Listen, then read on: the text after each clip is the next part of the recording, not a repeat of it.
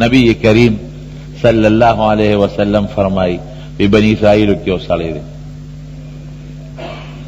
ډیر زیات عبادت یو کدا اللہ او دا اللہ یو جزیرے تلال منتقل شو هغه کې رهبانیت جیدو زمونږ په وطن کې زمونږ په دین کې رهبانیت منه دی رهبانیت دې ته به وي چې دا الله عبادت به کو نه به واده کو نه به بچی راوړل نه به چا سره غم خادي کول به ځان له جونګړه کې پروتو یا غار کې به پروتو او دا الله عبادت به کو دغه سړی املال یو جزیره ته منتقل شو او پاغه جزیره کې د پروردگار عبادت شروع کو او نیک سړیو الله په مهربان نو الله ورته پاغه جزیره کې د انار یو بوټی پیدا ک او خوږی وبو جزیره نه غیر چا پیره خو ترخی د سمندر دریاب وبي خوږی وبي ولا پیدا کړی نو د باغ انار را شوکاو او هغه به خوړه یو انار باندې به دروازه گزاره کوله او دا خوږو بونه به یو کندول لا ډک هغه به اسکا دار د جوندو نبی کریم صلی اللہ علیہ وسلم فرمائی 1500 کال عبادت په دغه جزیره کې وکړه خالص ته الله د رضا لپاره 500 سال او تاسو اندازه ولګوئ چې 1500 کاله په دغه طریقې عبادت کې چې دا به څونه خوږ عبادت دی مونږ چې عبادت کوو نو دلته کې بچي دی هغې له به خامخا څه ډوډۍ پیدا کوو او چې دلته عبادت کوو اخواته به مونږ غم خادم کوو هلکه فلان کې مړ دی فلان کې واده دی زی راځې به والا په دې سم نو نه ښځه شته او نه بچي شته او نه مور او پلار شته او نه روڼ او تربوران شته اس بوج پی نشتا 500 سال یو شان لگیا دی عبادت کئی او نه ډوډۍ پسې منډه شته الله والا د انارو بوټي زرغون کا او نه اوبو پسې منډه شته خوا کې ورته الله چینه زرغونه کړه او نه ریاکاري شته چې ګنې د عبادت چاته خیمه مونږ خو اکثر تسبیح اړو خو چې څوک ووي نو نظر یې راوباسو هغه مخکې ورته ټسال شروع چې دې وویني چې تسبیح غواړئ مونږ خو هغه عبادت هم ګډوډ دی خلکو لپاره یې کوو خلکو ته یې ښایو 1500 کاله حضور پاک مبارک فرمائی گوری 1500 کاله بیریا یو شان او دروازه روجا او د شپې عبادت دا سه 500 سال دروازه روجا او دروازه عبادت او د شپې عبادت چې کله مړ کېده الله ته سوال وکړ یا الله زما یو درخواست هغه واوره بس نور هیڅ نه غواړم یو خدای چې مانه سو باسي د سجدې په حالت کې رانو باسه چې په سجده پروت مو زمانه ساله شي حضور پاک فرمائی وی اللہ تا بندہ نزدے دا سجدے پا حالت کی وی یہ پا سجدہ پروت دی وقت کی بندہ اللہ تا دیر زیاد نزدے وی او یو صحابی دا حضور پاک نا تپوسو کو وی دا اللہ رسولہ زستا دا جنت مرگرتیا غوارم جنت کی تاثر مرگرشم وی علیکا بکسرت سجود سجدے دیری لگاوا دیر منس کا دیر سجدے لگاوا ما سر بدا اللہ مرگری کی نو سجدہ کی بندہ اللہ تا نزدے وی وی خدای زمانه چې سو باسه د سجدې په حالت کې رانه وباسه دا یو سوال او دویم سوال دا چې زما دا وجود بیا د سجدې په حالت کې محفوظ کا چې زه په سجده پروت یم زما وجود نه خاوره وخوري او نه حیوانات او نه دا چرن پرن چې زما وجود د حالت د سجدې کې محفوظي تر قیامته پورې چې قیامت هم راشي چې زما وجود په سجده پروت وي چې خلک د قیامت په ورځ باندې د قبرونو نه پاسی او زر سجدې نه سر اوچت کم او تا ته در روان شم څونه عجیبه مزیدار سوال یې کړی نبی کریم صلی اللہ علیہ وسلم فرمائی چې الله والا هغه سوال قبول کړ چې کله مړ کېده د سجدې په وخت کې دې سوته بالکل د سجدې په حالت کې او حضور پاک فرمائی اوسم د هغه وجود د سجدې په حالت کې په هغه جزیره کې الله محفوظ ساتلی دی خو چې کله سجدې کې دې سوته اللہ تا ورمخامخ شو پروردگار و تا فرمائی زف پلان کی بندہ ما پخپل فضل و کرم او بخلی او جنت تزا وچی دا خبرہ اللہ او فرمائلا نو دے سوئی دے لکی وی اس اللہ تا مخامخ نشی ویلے لکی وی خواہ اللہ پخپل فضل دے او بخلم دا ما چی 1500 کال عبادت کرده پخپل فضل تا بل سو کولی نبخی ما خو 1500 کال تندی در تسولو لے او 1500 کال میں روجی نہیں ولی دی او نار تننے میں تیری کردی او خلق دنیا کے خپل خواہش استعمال او ما خو نخذا کردی او نمی بچی ساتھ لی دی بیریا پر لپسی 1500 کال عبادت میں کردی او نلے کہ غمشتا نخادشتا نه چا سره منډه شته او نه ګټه شته، یو شان لګیم، هر څه مې پرېښي دي، نو بېشکه خدایه ستا په فضل به جنت ته ځم، دې نه انکار نه کوم. خو الله زما هغه 500 کال عبادت به دې پکې لګیات کړی و که نه، چې زه خوشحاله شوی وم. داسې به دې ویلي چې زما فضل هم دی خو تا هم 500 کال عبادت کړی دی، خواري دې کړې ده، محنت دې کړی دی. اوس هم بعضې نوکر چې څه خبره راشي او هغه نیک څه خبره کوي، صاحب زما هغه یو پوټې زما د دې خدمت خو لږ ذکر پکې وکړه چې خوشحاله شم. نو الله زما هغه عبادت خو به دې اسې ویلي چې فضل مې دی خو تا هم 500 کال عبادت کړی دی. ورونو ګورې الله علیم بذات الصدور دی. زمونږ په زړه کې به یو خبره راشي او الله به د مخکې نه خبرداري، داسې ده که نه؟ لکه خبره راله پروردگار ته خبردار، بس فوراً الله چې دا خبره لکه راله الله فرشتو ته فوراً وی دا بنده حاضر کې راولې. کم خی راولو؟ وی د دوزخ نه د 500 کالو په مزل لرې ودروي، ډېر نږدې نه 500 سال د دوزخ نه د 500 کالو په مزل لرې ودرو. الله دې مساتي چې څنګه ویدرو او یو سخت د دوزخ هوا پر رااله، دا وجود اوچ کړس شو او تندې ونیوه. خدایا د تندې مرم یو فرشته والا راله غیبي، هغې سره په جام کې خشته مزېدارې اوبه دي، هغې وله راوړې، د ور منډه کړې هغې ته هغه اوبه اوچتې کړې، د ور ټوپ کړې هغې ته نورې موچتې کړې. ای د خدای بنده د اوبه راکړه د تندې مړ شوم. وی دا اوبه مې تاله راوړي دی فرشته ورته وایي. خو دا دنیا خو نه ده چې خیراتي وبسکې، هلته خیراتي وبسکلې هدې به قیمت ورکوې. ما سره څه دي؟ قیمت خو ما دنیا کې پرېښی دی، ما سره خو دلته څه نشته. وی نه داسې قیمت د نه غواړو چې د سره شته. هله شابه زر وایه تندې مړ شم. وی د دې یو جام اوبو قیمت 500 کال عبادت دی. که در سره ای او راکولی شي خو درکو، او که در سره نی یا یو ورځ هم پکې کمې نه درکو. وی دا خو شکر دی شته را سره، خله چې یو ورځ زیات ته یاد نه که. هله شابه دا واخله، دا واله دا 500 کال عبادت، خو ماله دا اوبه راکه. وی سوچ پې وکړه ګورې په زور یې نه خرڅو. یو سړی دکان کې سودا خرڅوي، په دې خرڅوم او په دې اخلم، دا دوه کسو جوړه ده که.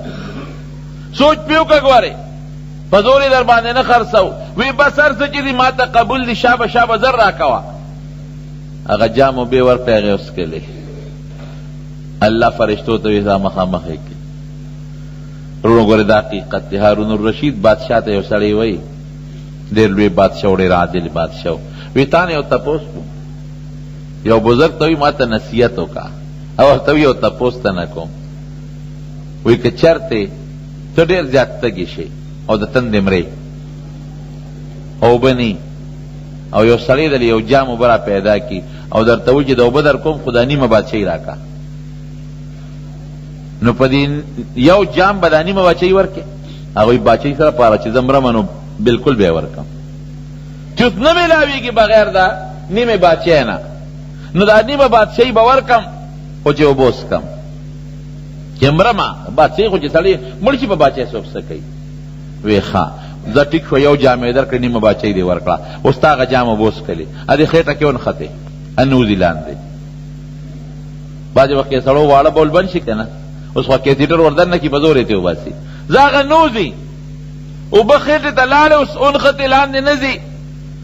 اوس تا ته بیا هغه سړی راغی، هغه وی دا جام اوبه در نه وباسم په ډېر اسانه، خو دا نیم دغه راکې که نه راکې بادشاهي. او چې بالکل زه اوس مرمه او د درد د لاسه هلاکېږم او د په بادشاهۍ به څوکم، بالکل به دا نیمه باقي بادشاهي هم ورکړم چې اوبه رانه وباسي. ابوذر ورته پته ولګېده چې ستا د ټول بادشاهۍ قیمت یو جام اوبه دي. دقه شی دی، نیمه په یو جام ورکې او بیا په حکم نیمه بادشاهي ورکې. دا حقیقت دی. رونو ګورئ موږ سره د خدای د نعمتونو قدر نشته، بې دریغه نعمتونه موږ سره د هغې قدر نشته. چې الله ته کله ور مخامخ شو، الله ورته وایي بنده ما خو په خپل فضل بخلې وې، خو تا خبره د حساب کتاب وکړه، نو راځه چې اوس حساب کتاب وکړو. تا په خپله د یو جام اوبو قیمت 500 کال عبادت مقرر کړی دی، موږ په زور در باندې نه دی خرڅ کړی. پته ولګېده چې زما یو جام اوبه د 500 کالو د عبادت برابر وي. اوس 100 جام اوبه دنیا کې څکلي دي، د یو جام په عوض کې 500 کاله راوړه. چې کمې دي خو دې دوړه کړي دي، خو دې واغې په هغې خو دې جام وبس کړلی دي. د یو جام په عوض کې اوس شا به 500 سال عبادت راوړه. او د انارو خشته بوټي چې مې ته جوړ کړی او د هغې نه به یې خشته دانې خوړی، د هغې مقابله کې مې عبادت راوړه. او الله ورته یې بنده که ما دله دا اوبه دغلته نه وې پیدا کړي او د انارو دا بوټي مې نه وې زرغون کړي، تا یو ورځ عبادت هم نه شو کولی، تا به څه کول؟ بیا به منډې دانه ډوډۍ پسې والې که نه؟ او که ما درته د نور نه او د تو نه بچوالی نه وي در کړی او روغ صحت مې نه وي در کړی، ته عبادت کولی شو؟ که ما شل پیدا کړی وي، ګوډ مې پیدا کړی وي، نو ته به په بازارونو کې ګرځېدې او د خلکو نه به دې سوالونه کول. او که مېړون پیدا کړی وي، په غوږونو مې کون پیدا کړی وي، تا د مې عبادت کولی شو؟ دا حقیقت ته که نه دی وایه؟ یو ګرده چې د چا خرابه شي په څو پیسې میلاوېږي؟ په 1 لک او 1.5 لک روپۍ ګرده نن سبا میلاوېږي. صرف ګرده چې درته لا میلاو شي چې ستا د ګروپ سره بلډ وینه برابر یله، او بیا د ډاکټر د اپریشن به در نه څونه پیسې اخلي، او کنډم به څومره پردی ګرده چې درته ولګېږي نو هغسې کار هم نه کوي. د یوې ګردې څونه قیمت دی؟ یو سترګه چې دې ړنده شي وایه د څونه پیسو قیمت دی. یو سړی په سترګو نابینا وي، هغه سره پیسې وي، هغه وي زه 10 لکه 20 لکه م ورکوم خو چې ما دا نظر ولګي. داسې ده که نه؟ ځکه یو سړي ته ووایه 1 لک روپۍ در کوم دا لاس ته نه پرې کوم، او خدای دې بېخو باسه ما نه لاس پرې کې، په 1 لک روپۍ به زه څو کوم. یو سړي ته ووایه دا پول در نه پرې کوم او 15 لکه روپۍ در کوم، تیار به شي ورته؟ دا غوږونه در نه پرې کوم 10 لکه روپۍ در کوم، تیار به شي ورته؟ چرې به هم تیار نه شي. مونږ له خدای پاک بې نیټې بې غوښتو مفتو کې د دنیا نعمتونه را کړي. دا هوا چې خدای پاک را کړي څومره هوا مونږ ځان ته را کاږو، خشته ښکلې هوا ده.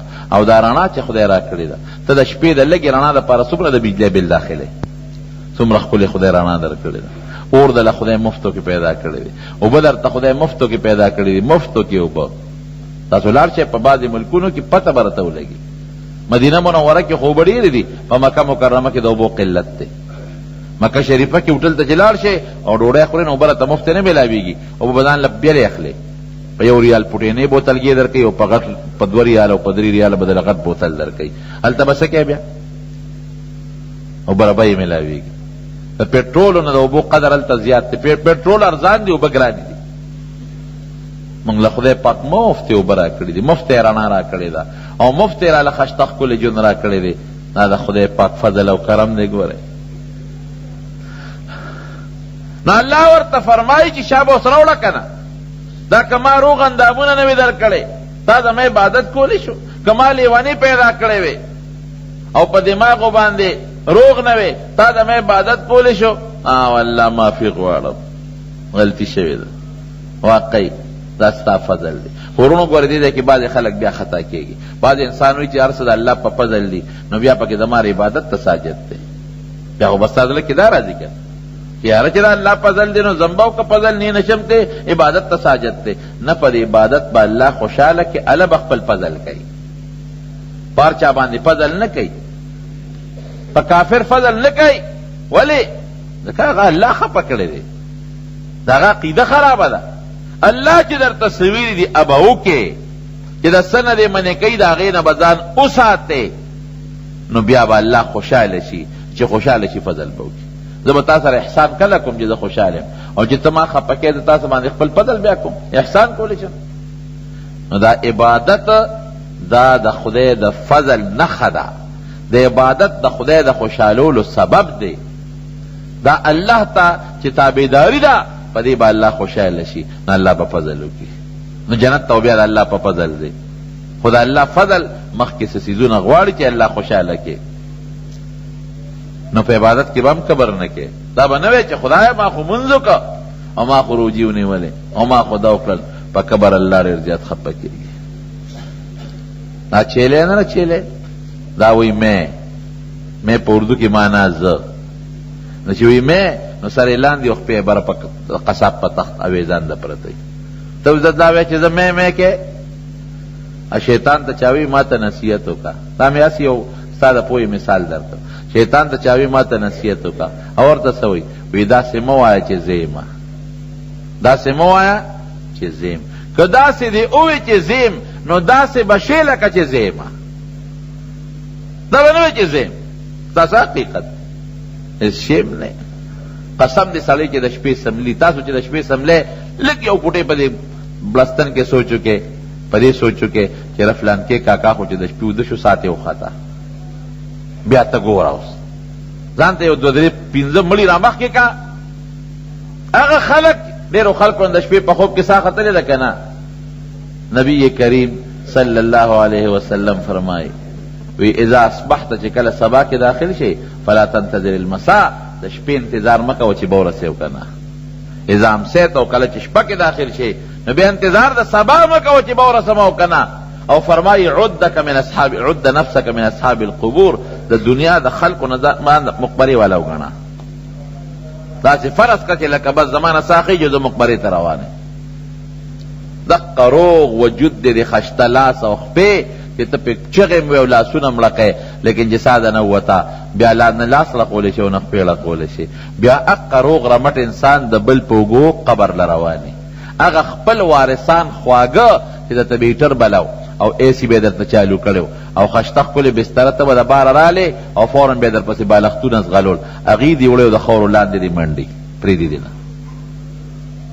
کبر به نه کوئ، ګورئ لویي به نه کوئ. نو الله قرآن شریف پې فرمایي ولا تمش فی الارض مرحا، په ځمکه په کبر مه ګرځه. که ته کبر کې اسم نشي کولی انک لن تخرق الارض ولن تبلغ الجبال طولا. فرعون دی هغه روان دی حضرت موسی علیہ السلام پسې، وی ګورم د سره پرېږدم دی نه. موسی علیہ السلام ځي او فرعون ورپسې دی. الله ورته یو لاره وښوله په هغې روان شو چې څه منزلان. قوم ورته وی لاره دې صاحب غلطه کړه، دا خو په دریاب ورځي. موسی علیہ السلام الله ته رجوع کړه، یا الله دا خو د دریاب لاره ده، ما خو لاره غلطه کړه، یم په دې ځه. دریاب ته ورورسېدل، وی دا خو او فرعون په لوی لښکر شپږو لکو لښکر شپږ لکه خوله لري په ډېره لویه جذبه را روان دی، ډېر لوی جوش کې را روان دی. موسی علیہ السلام چې دریاب ته ورسېد وی الله څوکم تا سره کونټی نه ده څه ور دریاب له یوسه چې کونټی دریاب له یوړه پکې لارې جوړې شي، 12 لارې، او هر قوم په خپله خپله لاره روانه شو. فرعون څه وایي؟ قوم ته وایي ګوره دا بادشاه هم ګورې په قمقلتوب نه کېږي. قوم یې دومره تابع کړی دی نو د دنیا هغه څه هوښیاروالی د آخرت پکې نه، خو د دنیا هوښیارتوب پکې وي. قوم ته وایي وی زما زوره مو لیده، وی زما د زور د وجې نه دریاب وشلېده او زما دشمن پې دادې پورې وته. دقه دی چې راغی چې څنګه راغی په دریاب باندې هغه اسې نه ته، هغه ته پته وه، په زور یې وردن نه کړ. یو روایت راځي جبریل علیه السلام به واګونه ونیو وریخ کړ او چې څنګه د دریاب دې منځته شو 6 لکه لښکر او منځته شو موسی علیه السلام پورې وت. اوس کونټی یې دریاب له یوسه، یو ویړه دریاب پې راجوخ شو، ټول خدای پاک غرق کړل، مکمل نیست و نابود، تباه و برباد. حضرت جبریل علیہ السلام حضور پاک تا عرض فرمائی وی اللہ رسولہ وی کاغا وقت لیدے وی ما دا دریاب دا ویخنا تورا خطر آواغشتا دا فرعون بنا خلقی ورمندلا. عجیبہ منظرو، لیکن طول قوم ہلاک شو، دا خو کبر کرے دے دا بی انا ربکم الاعلی استاسو لوی خدای زیم رکوٹمنا لوی خدای زکنا اس زان بچ کا کنا زان دریاب نو باسا کنا سنگل وی خدای اللہ وی الیوم ننجیک ببدنکا ادرے کا دا بدن دلک بچ کوما لتکون لمن خلفک آیا کہ دا رستو خلقو دا پار دا عبرت نمونہ شے. اقا دا فرعون وجود اگا دریاب بارا غردم او دا مصر پا جیبگر کی تر اوسا پوری محفوظ پروت دے دے نخو تا خلق نگوری اوسا پوری دا مصر جیبگر کی محفوظ پروت دے.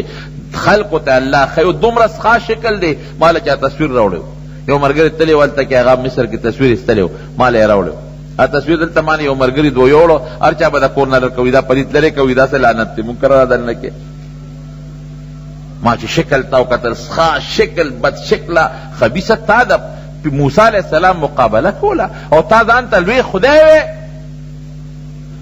نا ماشی مقابلہ انسان نشی کولے اگا خدای کی دیشی دا خدای خودے لوی زور دے رونو کبر به نه کوو. خدای دې موږ د کبر نه وساتي. خطرناک شی دی.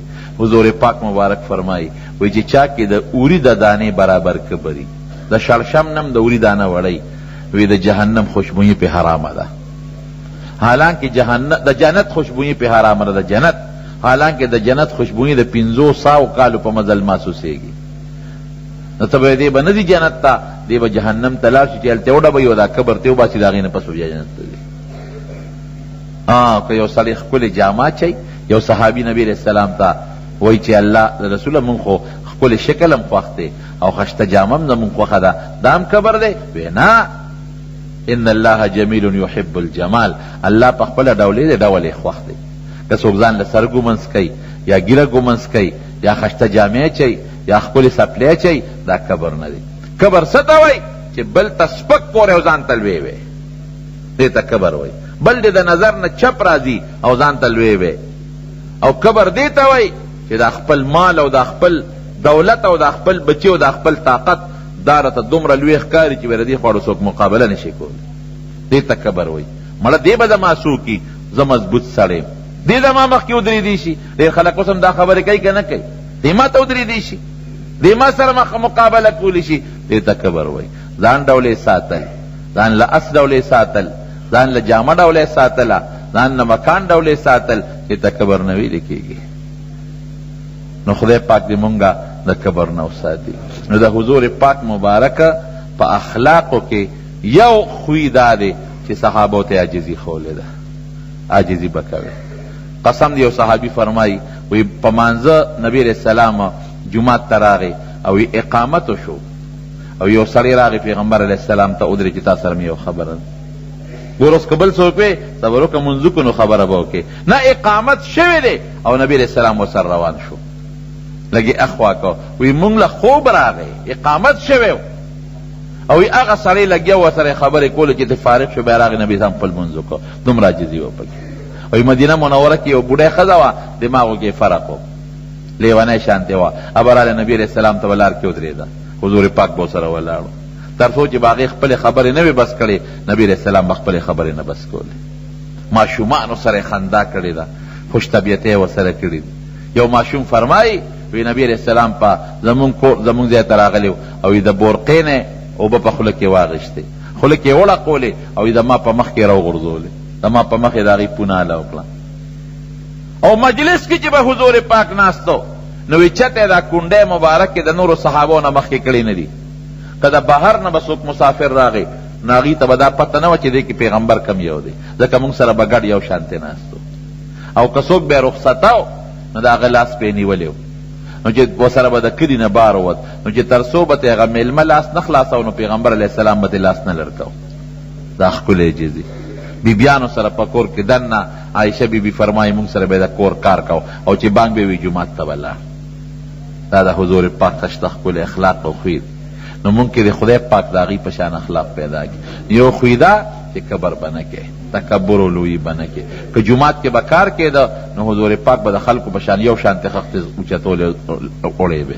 که خندق د خیبر په موقع کنستې شو نو پیغمبر علیه السلام کوداله په خپل هغه څه ورته وایي هغه دوه شوک والا شی جبل ګنتري، هغه څنګه چې صحابه وه دغسې حضور پاک په خپله ګنتري اوچته کړې ده او راخلاصه کړې ده. کبر خطرناک شی دی. دې نه مونږ شریعت منې کړي یو، الله او رسول منې کړي یو. کبر به چرته هم نه کوې، عاجزي کوې، عزت به خدای پاک در کوي. تو که چې الله مونږ د کبر نه وساتي.